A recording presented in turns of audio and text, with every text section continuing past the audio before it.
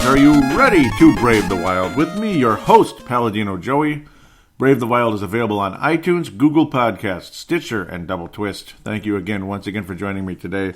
The Minnesota Wild had a franchise record 7-game road trip, and they come back 5-2. Now that's a road trip. Is it safe to say Mikael Granlund is becoming a great player? Not good, but great. And this isn't a homer take at all, because I am scared to death to call anybody a great player. I used to just kind of shudder when my old friend Mike years ago used to say, "Oh, Richard Park, he's a great player." I just shudder like, yeah, he's fast and he can score sometimes. Great player? No.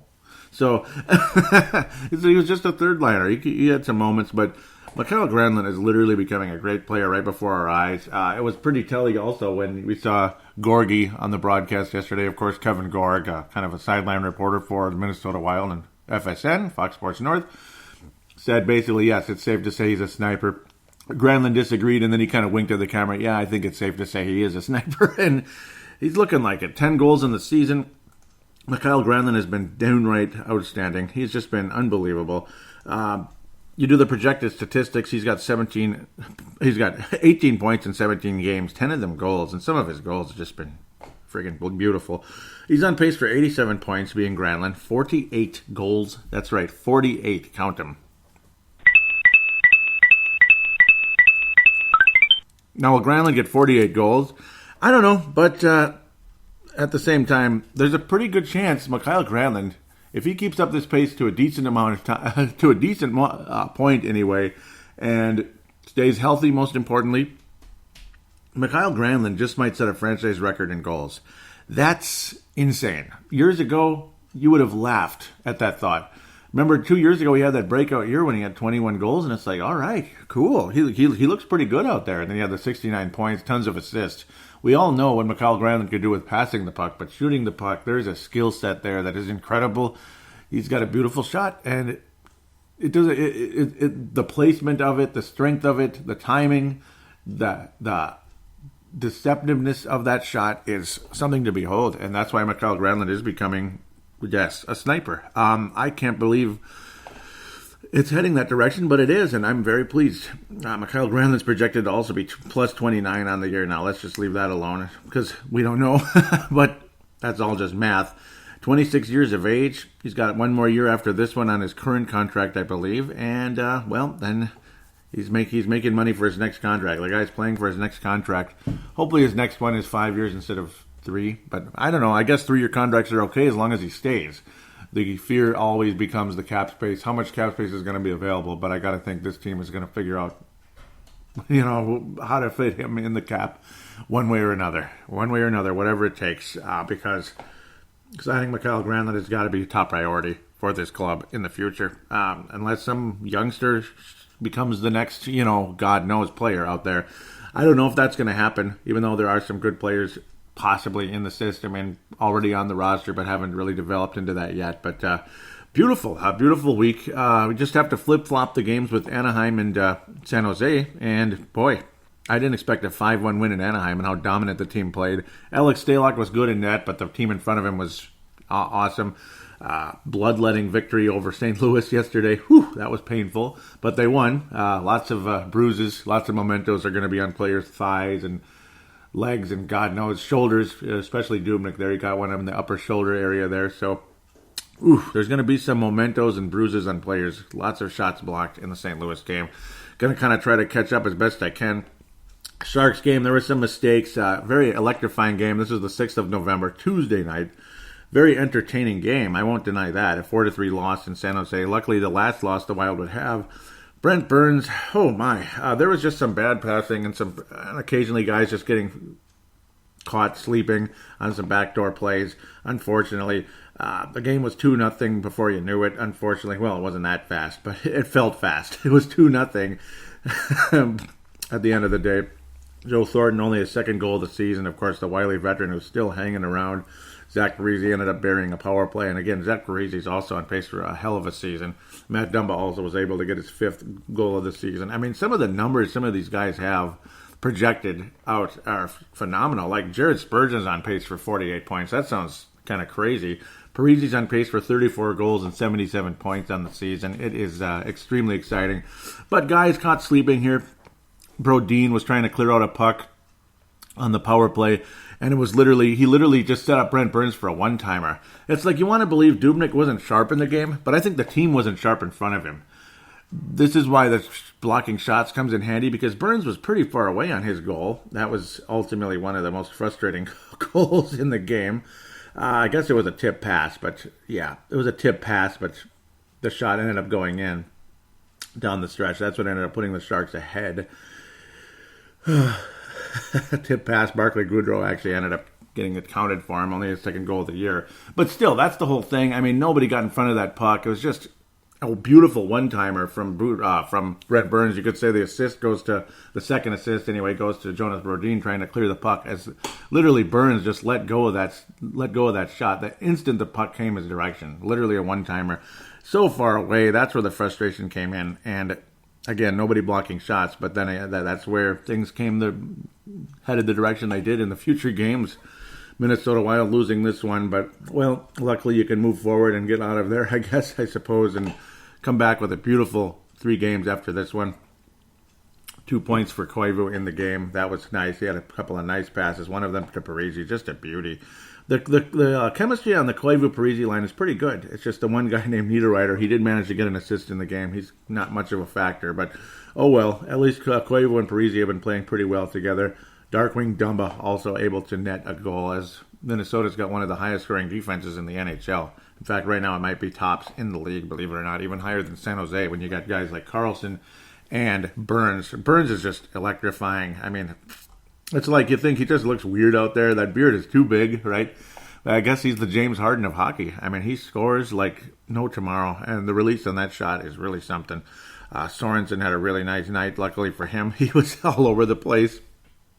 He was having fun out there, ended up getting an assist on one of the goals as well. Kind of opened up the scoring, him and Thornton kind of working together. Of course, Burns, and a gorgeous pass from to Sorensen. So, sheesh. Yeah, unfortunately a frustrating loss, but San Jose looking like a significantly better team at the end of the day when you come out of this one. Kind of a slow start. Not too surprising, I suppose, with some changes to the roster that are very significant, including Mr. Carlson. But, boy, they're starting to look like the best team in the Pacific Division. It ain't Anaheim, it ain't LA, and I don't think it's Calgary either. Calgary had a fairly unimpressive loss to San Jose last night. I think that's like the 2 best teams in the division right there, Calgary, San Jose. Flames will probably finish second, I think. I don't know, after that. Edmonton's going to have to fight because they got crushed last night. They got absolutely destroyed, 4-1, 4-0 to the Colorado Avalanche. It was 4-0. Oh, not a good game at all. Let's move on to the Los Angeles game. A game that looked like it could have been a bad one, but luckily the Wild come out okay due to Dubnyk just stepping up in a huge way. He didn't have the best game in San Jose, but again, there were so many mistakes in front of him, you can't really blame him that much. He only stopped 18 shots in the game, so at the end of the day, you do the math, he faced 22 shots. That's not much, but the 8th 3-1 win over the Los Angeles Kings, and again, there were some mistakes in the game that could have led to something, but Dubnyk stopped just about everything except very, very early.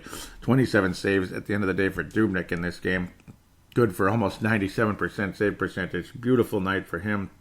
That Muzzin goal was not pretty, and I think Dubnyk basically got mad after that, and then he stopped everything the rest of the way. A very early goal, too, within the first 5 minutes. Muzzin just kind of lulled everyone to sleep and went past some sleeping defenders and then scored right past Dubnyk like it was nothing. Alec Martinez assisted on that one, but Niederreiter finally was able to score. Parisi's very nifty pass, started by Koivu, kind of like going past the net, as Niederreiter was able to kick it in without kicking it in, if you know what I mean, off the shin pad, off the stick, whatever it was, but just the momentum of Niederreiter going to the net was able to power it in. Why Niederreiter would even be on the power play is beyond me, but I suppose this must have been the second power play unit. Yeah, because I think Granlund's going to be on the top power play unit nowadays. Pretty good chance. Parisi ended up with 2 points in the game, a gorgeous pass from Koivu for his 6th goal of the season. And again, Dubnyk, there were some mistakes in front of him, and he was stopping everything that came his way. Just absolutely beautiful throughout the game. Some hard hitting here and there in this game, and Granlund would finish it off with a shorty. Koivu, very unselfish play. He could have had he could have taken the goal himself, and I wouldn't have blamed him. But well, he still got an assist out of it. His 9th of the season. Granlund, his 7th goal. You're going to be talking about 3 more goals coming up, including 2 against the Sharks. Dion Phaneuf, kind of a disruptor in the game. You can tell that's pretty much all he's become at the end of the day. He was just kind of jawing at Zucker and other players throughout the game, kind of off and on. I guess that's really all he is now. He used to be a factor in the league. He used to be a high-scoring defenseman. Now it's like, who the hell is Dion Phaneuf anymore? I don't know. He's just okay, I guess. Kind of is what he is, and good for him, I suppose. 3-1 win over a LA team that was on a bit of a sugar high with the coaching change. They'd been playing significantly better. Parise, again, that goal was a 700th point. I got to mention that. And we'll talk about that in a very brief fan interaction part of segment number 2 there as we wrap up the show. Very nice, though. 700 points for Zach Parise on that nice pass from Koivu. Pretty cool. Anaheim. Ooh, boy. 5-1. Are you kidding me? The whole game, the Wild just dominated the puck. They dominated the shots on net. I mean, it wasn't even close. It was like 20. The Wild were like 20 shots ahead pretty much the whole game, and it was so fun. 5-1. I mean, the score reflects how well the Wild played. It really does. And, of course, there was no need for an empty netter in this one as the Wild had built up a big enough lead. The Ducks were not going to allow the Wild to score anymore. The Ducks are in trouble. And I'm not too surprised because, I don't know, some of their star players are getting older and then the rest of them they're just okay. Gibson had been having an awesome start to the season, but boy, the Wild kicked his butt. Some early stops early on. Some great saves by Gibson, and it looked like, it's going to be exactly what I thought, a 2-1 type of game. Hopefully Stalock can hold his own and the Wild can win this sucker. If we go to overtime, I think we'll win because Stalock obviously is the best goal you're going to have for an overtime period with the way he sets up players in that 3-on-3. Greenway ended up getting his 2nd goal of the season, a close call, but it did cross the line. You could see it. Yul Eriksson finally scored his first point in the season. It was actually a pretty good pass, and Yul Eriksson had he's had some good chances the past couple nights leading into this game, and ultimately, finally, yesterday afternoon, I guess the St. Louis Blues was able to bury his first goal of the season. But he'd been having some chances against the Sharks. Against the Kings, he had a very good wraparound opportunity that got stopped. Heartbreaking. Basically knocked off the puck on that one. He had some good opportunities against Anaheim, but finally he was able to score against the St. Louis Blues yesterday. Finally able to get his first point, though, on the Greenway goal. Coyle. That third line has been so quiet. They've been so quiet. Nice to see them working together on that one. And then you just see some gorgeous plays, about 4 minutes apart. Zucker and Granlund just setting each other up. Granlund just waiting patiently behind the net. Spurgeon did factor in the first assist on that one, or second assist, we'll say, actually. Granlund just waiting behind the net, waiting for Zucker to come, and then releases that little diagonal pass to Zucker. Was able to kind of one-time it into the net. And then a switcheroo, Zucker from behind the net, Granlund attacking, coming in, waiting for it, and then, of course, a very quick release on the one-timer in stride to the net. 8th goal of the season. Boy, oh boy, just the beautiful chemistry between those guys. It's a absolutely wonderful thing to watch. Zucker's got 11 points on the season, at least as of this game.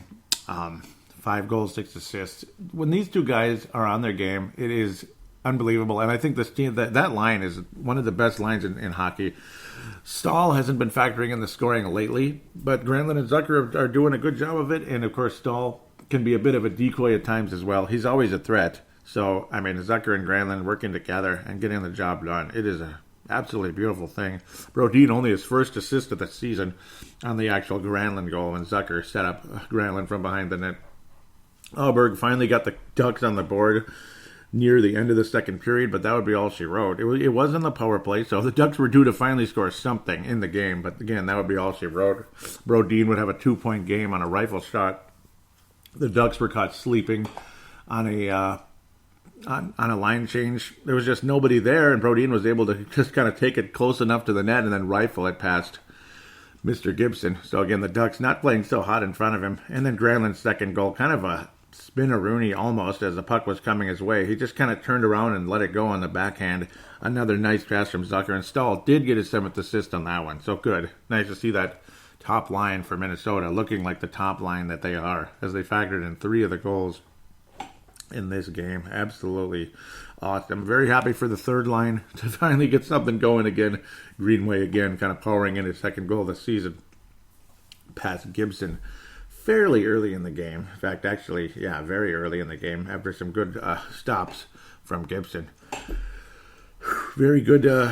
Just you could tell right away this Wild team was on a mission in this game. They were really ready to score. As this Ducks team had dominated the Wild. Good start for Boudreaux versus the Ducks. He started out well. I think they won one and then lost in overtime in the second. And then ever since then, just like the Ducks had dominated the Wild since Boudreaux's been here. And then this one was like, nope, not anymore. The Ducks clearly the inferior team, and the Wild looking like a division championship type of team. If only we weren't in the Central Division. Stalock stopped 20 of 21 shots coming his way. Again, the defense and the puck possession dominant throughout the game for Minnesota. Most especially the puck possession, as the Wild just were constantly in the Anaheim zone and getting the job done throughout the night and getting so many shots on net that it pretty much left John Gibson's head spinning. 43 shots on net in the game, and again, 5 of them goals for Minnesota. Gotta love how that took place. And then the bloodletter. Sunday afternoon matinee. I don't like these matinee games, and it was a tough one, and St. Louis is playing significantly better after an awful start, as they need to get things going. Different goalie in net this time as a couple of weeks back. Jake Allen struggled mightily. Now you got the wily veteran Chad Johnson, who's had some good nights. The Wild beat him pretty bad with New York years ago, and pretty much ever since then, Chad Johnson has pretty much been a stonewall in front of the Wild. Not in this game, as the Wild only ended up getting 18 shots on net in this game. It wasn't an exciting game in terms of like great scoring chances, but the Wild buried what they needed to. Dubnyk was phenomenal throughout the night once again. 31 shots on net, and he ended up giving up 2 goals in the game. But the Wild able to get. Well, actually, no. St. Louis ended up scoring first in the first period, and it felt like it was going to be one of those boring 2-1 losses in St. Louis or something like that. Maybe even worse. But at first, I thought it was a home game at the very beginning, and I'm like, why are the Wild wearing white today? And then, oh yeah, duh, it is in St. Louis. My mind was just sleeping all day yesterday. I was out of it all day, but again, I mean, the Wild blocked so many shots throughout the game. So I mean, St. Louis clearly was more active in terms of the puck possession. St. Louis had the puck much more in the game, but the Wild played their hearts out in this game in terms of blocking so many shots. To think 31 of them got on net, yeah, they blocked so many more throughout the game. I mean, it's unbelievable. Eric Stahl blocked 2. Granlund blocked 2, clearing very late. Koivu blocked 3. Zach Parise blocked 2. Eriksson Ek 1. Niederreiter 1. Foligno 1. Including some huge ones down the stretch. Pattern and Steeler. Wow, 7 blocks between those 2 guys. Steeler with 4, Pattern with 3. Pattern had a pretty painful one. Parise's was pretty painful as well in the thighs. And again, and then Dumba, Spurgeon, and Brodin also had a block in the game. Studer was the only one who didn't. That's kind of funny. And also interesting to note, Dumba had more time on ice than Studer, about 30 seconds more. Kind of cool, actually. But no, a very, very hard-fought game for the Minnesota Wild. Again, as clearly they were tired. They'd been on the road for so long, and they've had some tough games. And St. Louis had a little more energy. Of course, they're playing better lately. They're trying to get back into contention, as they clearly, they're coming. They're trying to dig themselves out of a hole right now. And Minnesota able to play with the pizzazz and, not the pizzazz, but the the grit, and willing to take some serious hits throughout the game. The bruises and the pain, and pray to God it doesn't hit the wrong spot. And, Parise's had broken feet before. Players have gotten hit in the ankle. Obviously, Niederreiter in the past. I mean, it's a bummer. But luckily, nothing crazy like that happened. Again, Dubnyk, very painful hit in the shoulder, too. That hit kind of the wrong spot a little bit, but luckily not any type of broken bone or anything, but certainly a big bruise. Dubnyk still phenomenal throughout the game. St. Louis scored twice in the game, ultimately.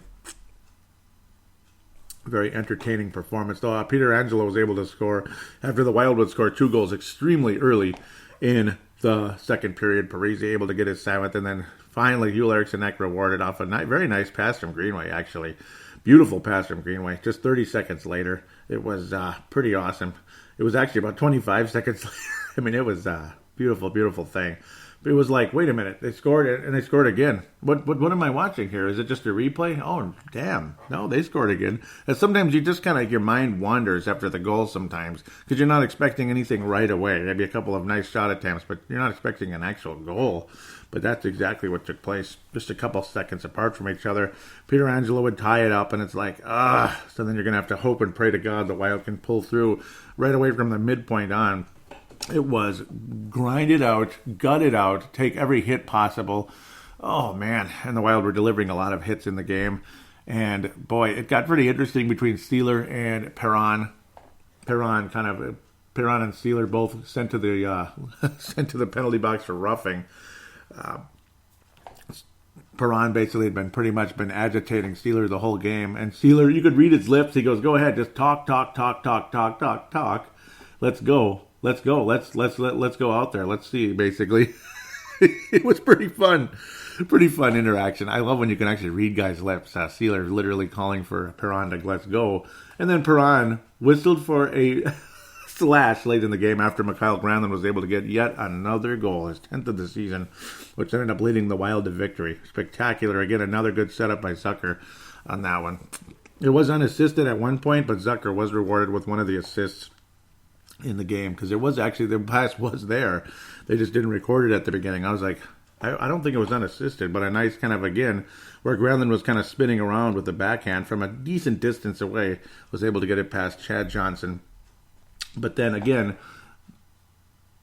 St. Louis, empty net, trying to work with the man advantage, the extra skater. It wasn't a man advantage, but extra skater, obviously with no goalie. It's kind of dangerous, duh. But that's how it is. That's hockey for you. And then a slashing penalty on Perron, on Steeler. So Steeler ended up taking another hit. I'm sure that didn't feel really good on his hand, obviously. But Steeler, again, taking the sacrifice and putting up with the Perron's attitude throughout the game. And St. Louis lost Perron in a time in the game when they really needed to get that spark and tie the game up there down the stretch. And I swear I read Mike Yo's lips. I think he said something along the likes of that. Well, that was bleeping dumb. He was kind of just looking down, kind of mumbling to himself. Well, that was bleeping dumb. It's basically, I believe, what Mike Yo was saying. I could be wrong, but I wouldn't be surprised. I mean, he's probably whispering to himself like, oh, God, I can't imagine. Not a good play by Perron, and that's okay. That's okay. As long as Steeler's all right, that's all I care about at the end of the day. Nice slashing penalty on Perron. That was actually the next penalty after the whole Steeler-Perron roughing. There were no penalties for 7 minutes, and then late down the stretch, with 2 minutes and change remaining, Perron whistled for slashing in a time when the St. Louis Blues could have used that extra skater to actually do something rather than just have to have an extra skater to be 5-on-5. Very costly there. Dubnyk was awesome, and Minnesota ends up coming out the victors once again. Awesome game, and oh man, I can imagine how tired they were, and they were able to get the job done against the team again that's trying to get themselves back into contention again because they were supposed to be in contention. And they come out 6-6-3 to St. Louis, Minnesota 11-4-2. Number 3 record in all of hockey. Second place in the ever-dangerous Central Division because Nashville's got 26 points. Jeez. And on the other side, boy, it's just still one team ahead. Not surprising, Tampa Bay is that team with 25 points. Toronto with 22. Boston with 22. A team that is quite surprising, though. A team that would have been a huge choice for a surprise this year is Vancouver. Luckily, Calgary's still hanging around, but that was a crappy loss yesterday. I mean, then again, it wasn't that bad. It's just they just couldn't score for crap, and Jones was spectacular for the San Jose Sharks. So it kind of is what it is. You can tell I kind of like the Flames just a little bit, but especially like their logo and merchandise and all that. But move on. Obviously, the Wild are 110% my team. A team that's been a huge surprise so far this year as I'm getting near the end of this first segment is the Buffalo Sabres. They have really been coming on, and of course they have enough prospects on that team and in their system that they're bound to turn around at some point. I mean, they've been bad for a long time. So they're starting to, maybe they're going to get back to how they were back in the 90s and in the 80s when they were a pretty dangerous team. I'm glad they're back to that logo, though, the current one with the actual Sabres, rather than that goofy-looking, fiery-looking Buffalo they had in the late 90s and early 2000s. I like this retro look so much better, and good on Buffalo for doing that, even though it's not completely retro. So with that, we'll get off that for now. Let's get to the awards for the week. The Mike Modano Award, or should we call it the Neil Broughton Award? I'm thinking of changing it to the Neil Broughton Award because Neil Broughton's from Minnesota and he's like all-time, like he was one of the greatest all-time American scorers. Of course, Modano is the all-time American scorer. I don't know. Maybe somebody out there that's listening right now, post on the Facebook page or the Twitter account. You'll see it in the show description. If you have an opinion, a strong opinion on it, would you like it to be the Neil Broughton Award or keep it the Mike Modano Award? But whatever it is, it's going to go to Mikael Granlund. Absolutely spectacular. And of course, honorable mention and basically another one for Devin Dubnyk. Again, another great week. But Granlund is unbelievable. Parise also deserves a ton of credit. He has been phenomenal the whole season, and he's on pace again. 77 points, 34 goals. That is the Zach Parise of old, and it is such a joy to watch. Such a joy, without a doubt. James Shepherd Memorial. Nobody? No, I don't know. Sometimes the goofy lapses. It's like I can't get mad at Brodin, even though he makes some goofy lapses on occasion. With him, it's the passes, and with Dumba, it's the positioning. Sometimes he'll go after a guy and leave his man open, and that's what happened in the San Jose game. It happens all the time with Dumba. But you also saw Greenway get burned pretty bad early in the San Jose game, the first goal of the game actually for the Sharks, where I forgot his name now, where he was left open. Why am I forgetting that guy's name? It doesn't matter. But just left open for the frustrating goal there. But at the end of the day, the James Shepherd Memorial is just generally the little lapses that pop up. Again, Brodin, it's his passing more than his positioning. Dumba, it's his positioning. But generally speaking, you can't get too mad at this team right now. They've been playing so damn well. So I'm just going to kind of leave that as is and talk about the lapses. And it was Sorensen. That's who I thought it was. Yeah, the name wasn't coming back in my head for a while because I've been talking about all these other guys. So we're going to take a quick break and look at the Wild schedule up and coming a bit. And talk about the prospects like I always do, and get to a small comment about the 700 points. So it looks like we'll be previewing 2 or 3 games. I'll do 3 because I want to talk about Buffalo.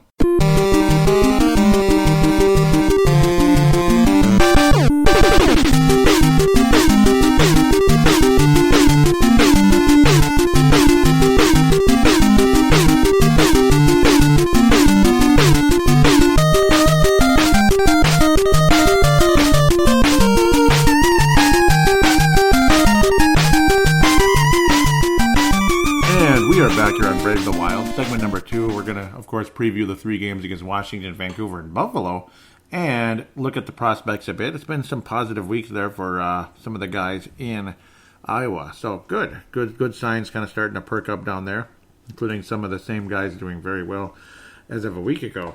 Well, Minnesota will host the Washington Capitals on the 13th of November. Hopefully that's not a bad luck number, but whatever it is, the Minnesota Wild's going to host the Capitals.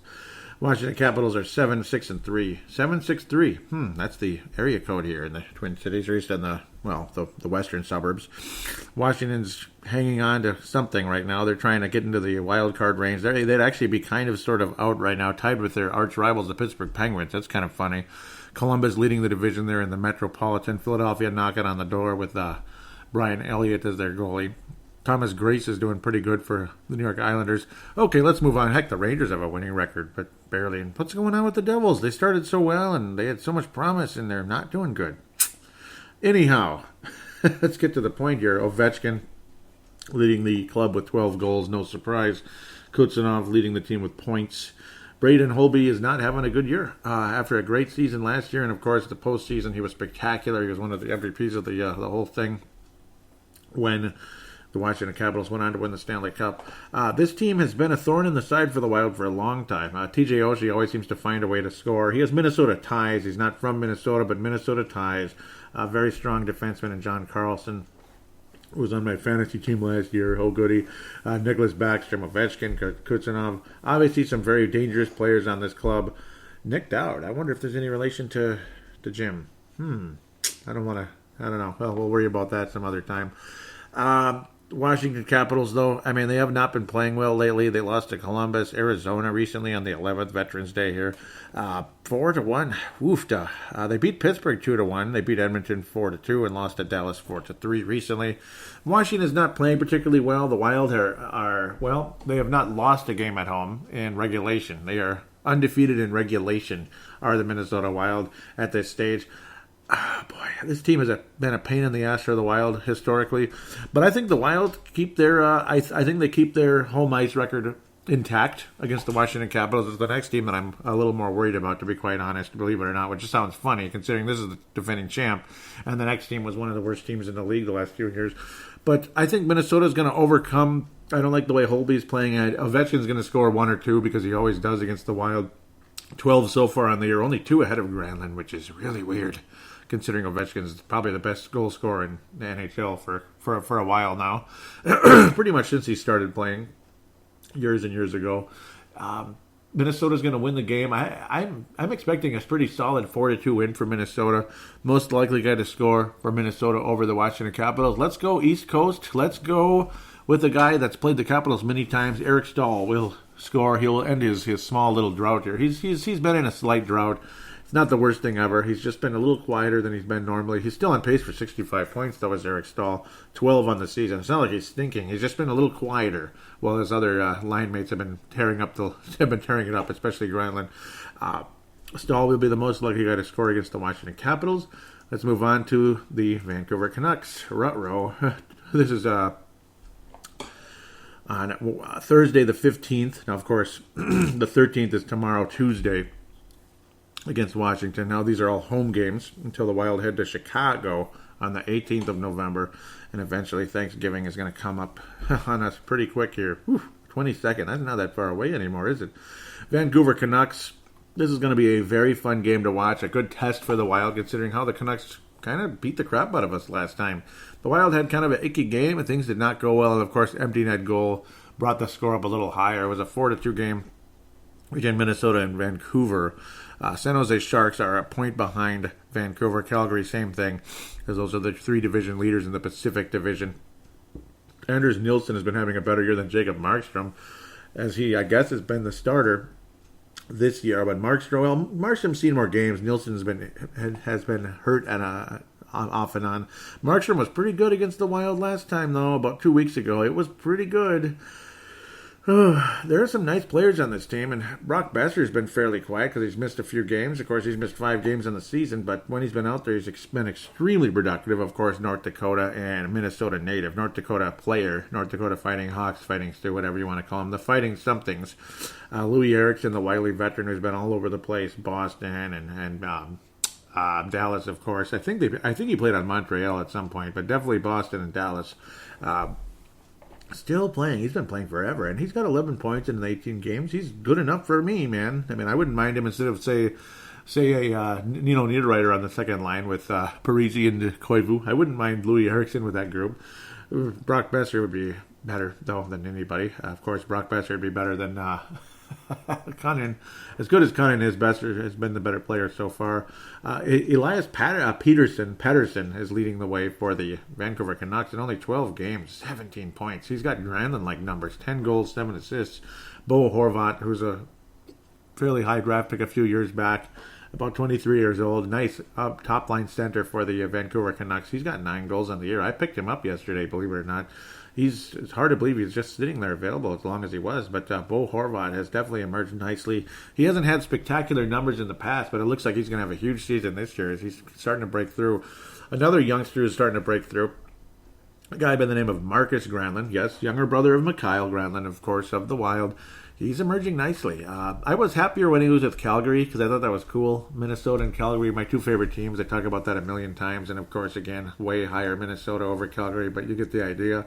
It's okay to like another team. It's okay. It's okay. I'm not worshiping the Flames. I'm not cheering for them when they play the Wild, unless I want the Wild to tank or something. The Wild can't tank. With the way their cap is structured, they cannot tank. They cannot. You can't spend that kind of money in tank. So you just can't. Let's move forward, though. I'm blabbing here. Granlund with 9 points on the season, 3 of them goals, and he played pretty well against Minnesota last time around. There's always that little sibling rivalry between the two. Vancouver's won 3 out of their last 4. They beat Chicago 4-2, 7-6 over Colorado. Nice win, but geez, 6 goals allowed, but 7 scored against Colorado. Very impressive. High-flying game on November the 2nd. 3-2 disappointing loss in Detroit, and they beat Boston 8-5. Man, Vancouver scores like crazy. This is a good offense, isn't it? Their defense isn't real good, but they score, boy. They find a way to put the puck in the net. Even Jake Virtanen, 7 goals, despite only 9 points. 7 goals on the year for him. And a loss at Buffalo, and eventually they'll be playing the Minnesota Wild.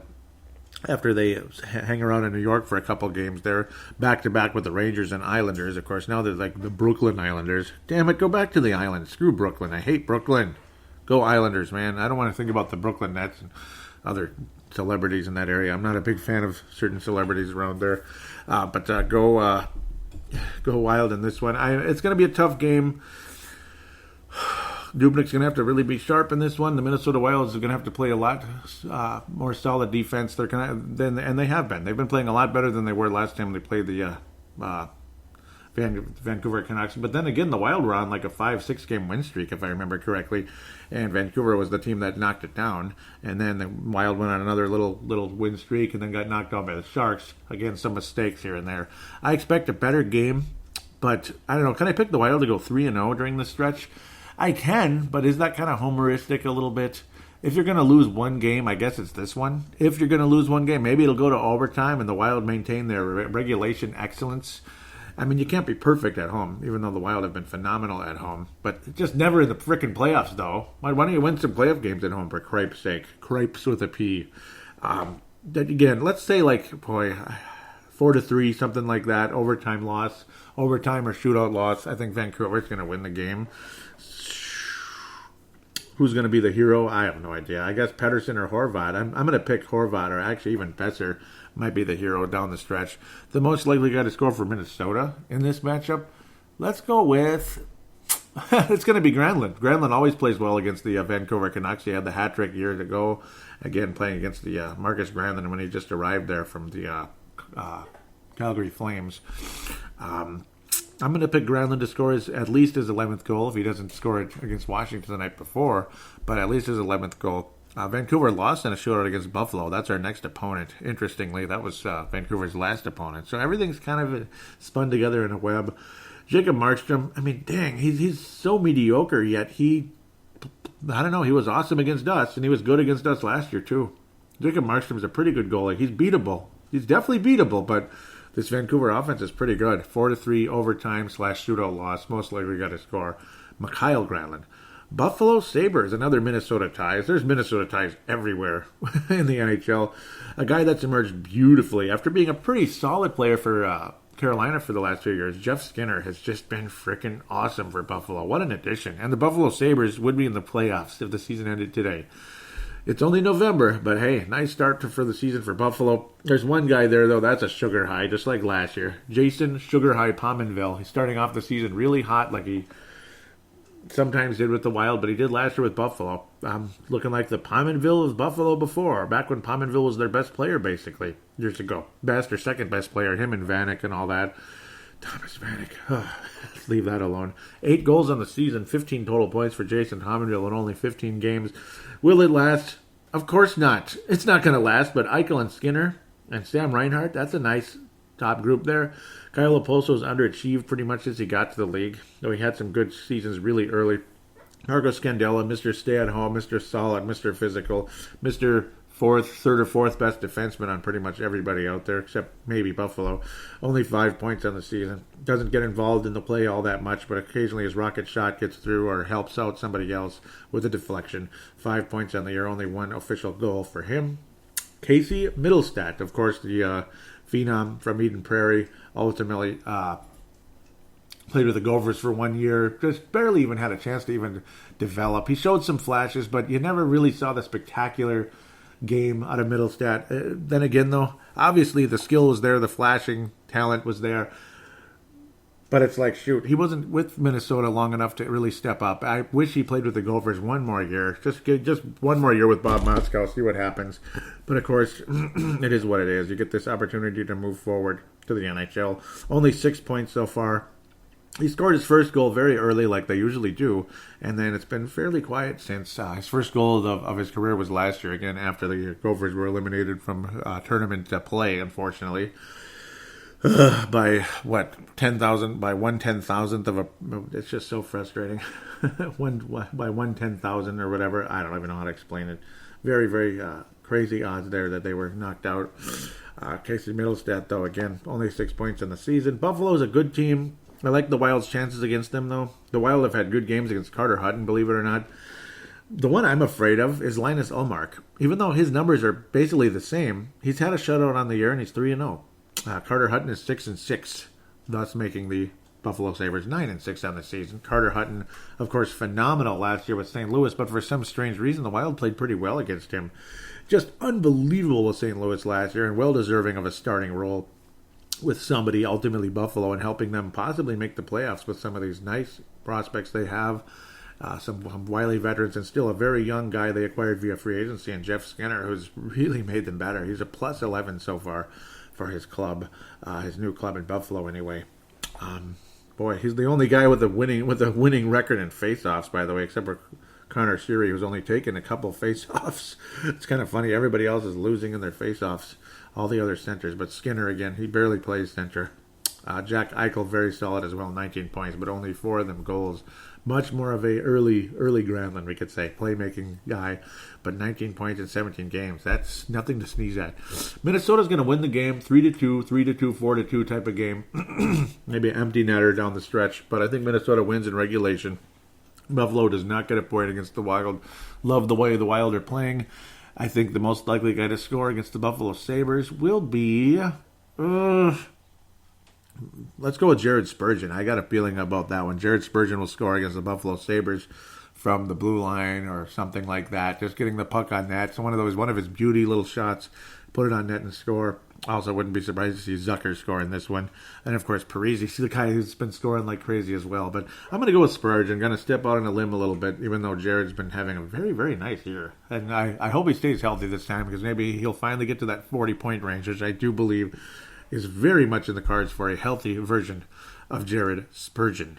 Wild go 2-1 or 2-0-1, in my opinion, actually, this week. 5 out of 6 points coming up by Saturday. So the Wild will continue their very stellar play with 29 points by the end of the week, in my humble opinion. Let's take a pause and head into prospect land. As now, indeed, the Iowa Wild so far. Cal O'Reilly just dominating, of course. Again, a guy who would maybe be a minor call-up here and there. He's seen action in the NHL, but unlikely he's going to get on the Wild unless there's some major injuries. Mason Shaw has continued to be one of the really bright spots when it comes to the young prospects for the Wild. Again, 19 years of age, 10 points on the season, 3 goals out of that. Again, nice playmaker, nice solid second-line center or top-line center, whatever you want to say. Kyle Rao also has been phenomenal down there with 9 points. Not phenomenal, but excellent. Luke Cunningham had been quiet for a little while, but generally speaking, he's definitely taken a step up versus last season. Justin Kluse has taken a slight step down, and he's missed some games. He's been banged up a little bit. I was kind of sad with how this thing started off with Sam Anas. He scored 3 goals this past week, so that's good. He's now up to 6 points in 13 games. Again, very solid play. Four overall points for Sam Anas after a very, very, very, very slow start to the season. There was some other play. Yep, Dmitry Sokolov had a multi-goal game during this past week. Remember, he'd only played 6 games and had 3 assists. He actually had 3 assists in the very first 3 games of his season down there in Iowa. Came back and in only 2 games ended up getting 4 points, 2 goals, and 2 assists in those games. But one of them was just 2 goals right away and then an assist, and then multiple assists as well in the games that he returned. So very nice start. Very nice return for Dmitry Sokolov. Pardon me. He had 2 assists the first night he came back, his 7th game of the season, and 2 goals the next night. So great. Nice to see Dmitry Sokolov, who dons number 28 down there in Iowa. Brennan Mennel at 7 points, all assists so far this season. So again, Brennan Mennel being a factor. Louis Belpedio added his 3rd assist and 4th overall point in the most recent game, which was a loss just recently. Matt Reed back down in Iowa. Susie stuck at only 2 points in only 7 games. He's missed time down there, unfortunately. Will Biden acquired from Montreal. Only 1 assist so far in the 10 games. And Kaapo Kähkönen was able to get his first shutout not too long ago. In his 3rd game, he got his first shutout at the AHL level. Very spectacular. After a yucky first game for Kaapo Kähkönen, he's been phenomenal in the next 2, giving up only 1 in a second, and then a shutout in the next. So again, Finland's finest there. Kaapo Kähkönen, draft pick 2014, at a very young age. Still very, very, very, very promising for him. Only 22 years old. Goals against average right now, 1.32, just dominating. Andrew Hammond, 6-3. Goals against average just under 3, unfortunately, and a save percentage of 9.11 at this stage. But boy, Kaapo Kähkönen, over 95% save percentage in the 3 games he's been in there. Very exciting to see Kaapo Kähkönen shaking off the jitters of that first yucky game. He's been awesome since then, in the 2 games since. So very, very promising start for him. Jack McBain still only has only 1 assist so far in 6 games now for Boston College. He's been struggling, unfortunately. Sam Henches, after that great start, well, this last weekend, he didn't add another point, unfortunately, but he's a plus 11 now, so he added another plus, I suppose. Still stuck at 6 points, but still great start to his collegiate career for the St. Cloud State Huskies. Again, that's a guy to keep an eye on. I love these 7th-round picks, man. They always seem to kind of come around. Ivan Ladnia, let's go into the OHL briefly here. Niagara Ice Dogs. Ivan Ladnia at 17 points, 6 of them goals for OHL's Niagara Ice Dogs at this stage. Swaney had a multi-goal game this weekend. All right, 2 goals for Nick Swaney after a couple of quiet weeks there. He's now at 7 points, 3 of them goals in the 10 games for the Minnesota Duluth Bulldogs. Gotta love Nick Swaney. That's another 7th-round pick. Another good pick for Doug Risebrough in that stage, where Sam Henches, this is in the Fenton regime, but I do think a lot of the staff picked these players, not so much Mr. Fenton. Fenton probably approved most of them, but still. Brendan Duhaim's been pretty quiet, unfortunately. Very quiet start to his season. No points this past week. But 3 goals, though, on the year. He's actually scoring goals this year. Only 1 assist. 4 total points for Providence in his junior year. So before you know it, in a year or so, Brendan Duhaim will more than likely wind up with Iowa at the very least. And we'll see what happens with that. Jack Sadik, that's another 7th-round pick. And, of course, Gopher Ties, which is what I care about especially. He got 1 more assist this past weekend in a split in Wisconsin and Madison. So he's at 2 assists in the 7 games to start out his senior season with the Golfers. Jack Sadik will likely suit up for Iowa. Hopefully he doesn't wind up in the ECHL, because that's kind of like purgatory. Nick Boca, very quiet in Michigan as well. 6th-round pick that same year. He's in his senior season. 3 total assists in the 9 games he's been so far for the Michigan Wolverines. Pavel Jennings, again, very quiet season. Had a nice breakout year last year, but for the Allen Americans, only 2 goals in the 7 games he's played. He was on Iowa briefly, but they ended up sending him down to the ECHL and only 2 points. Disappointing. Oh, Pavel Jennings, would like to see him come around again from the Czech Republic there. Oh, man. He had 35 points last year for the Rapid City Rush in only 48 games. Very strong showing last season and a drop-off this year. Hopefully, Pavel Jennings can regain that confidence and that swagger and become the valuable player we know he can be. Let's check up on Gustav Olofsson briefly. Yeah, it's the same old story. Out again. He's only played 2 games so far this year. That's what I thought. He hasn't played anything. And he did get an assist in that game, but ultimately frustrating. Just for those curious out there, Mike Riley has 4 points in 13 games with Montreal. So nothing spectacular, but at least he's getting some minutes. He certainly gets minutes for Montreal, but not so much the points thus far. Mario Lucia hasn't played a game since last season after he was traded away to the the New Jersey Devils organization. And ever since then, nothing much has been going on. He played for the Birmingham Devils. But yeah, we'll get off Mario Lucia. It's too bad. It's a shame that things haven't really worked out for him. I thought he was going to be a good player, but nothing much really came out of that. That's pretty much what we're going to look at right now. The ECHL, nothing much to say. Maybe I'll check up on Philip Johansson. Yeah, still stuck. Only 1 assist in 15 games. Kovanov is the one I'm excited about a bit, but again, it's just in Quebec Major Junior. But still, 24 points. He's already got more goals than last season. Very strong season for Kovanov so far. Again, that's the Russian taken in the 3rd round this year. I do think he will skate for Minnesota at some point. And again, Paul Fenton did visit with Mr. Kirill Kaprizov this past week, or at least, they had some kind of interaction, so hopefully that can work out. Nothing much of information coming out of that, as Paul Fenton, a bit quieter than the average general manager out there, so we'll just have to wait and see how that turns out. Would love to see Mr. Kirill Kaprizov, but more than likely 2 years from now. There will be some Russians on this roster at some point. I do believe Sokolov will get to the Wild at some point. I like his production in the AHL. It's very encouraging if the son of a gun can stay healthy. We'll just have to wait and see with that one.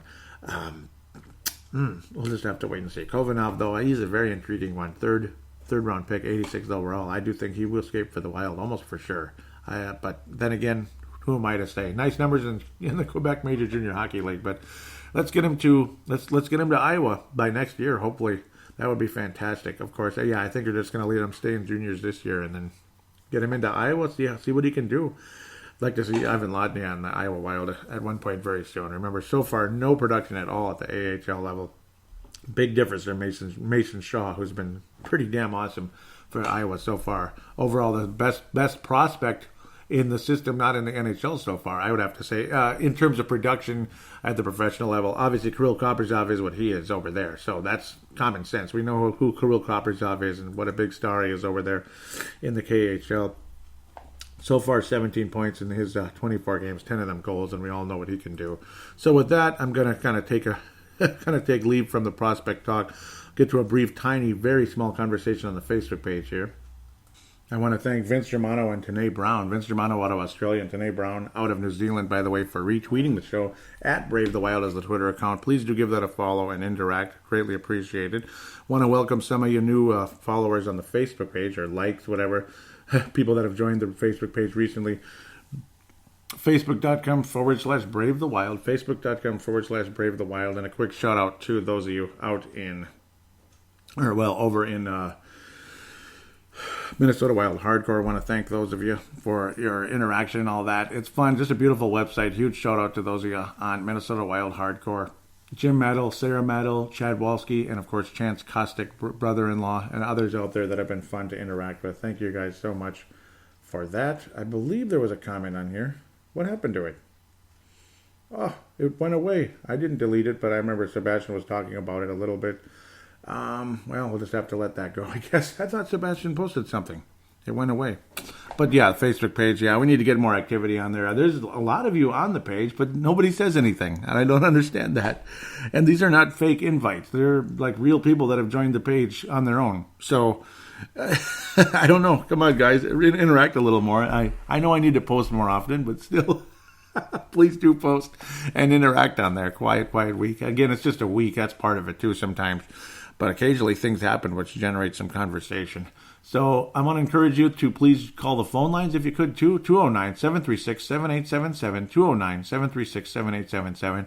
It is a voicemail. Do treat it as such. Mention you're calling in for Brave the Wild. And do your statement, shout out, comment, question, opine, whatever it is. It's greatly appreciated. Always, and if you're new to the show, say your name and town. Like I'm Jack from Des Moines. Something like that. Why not? So it's greatly appreciated.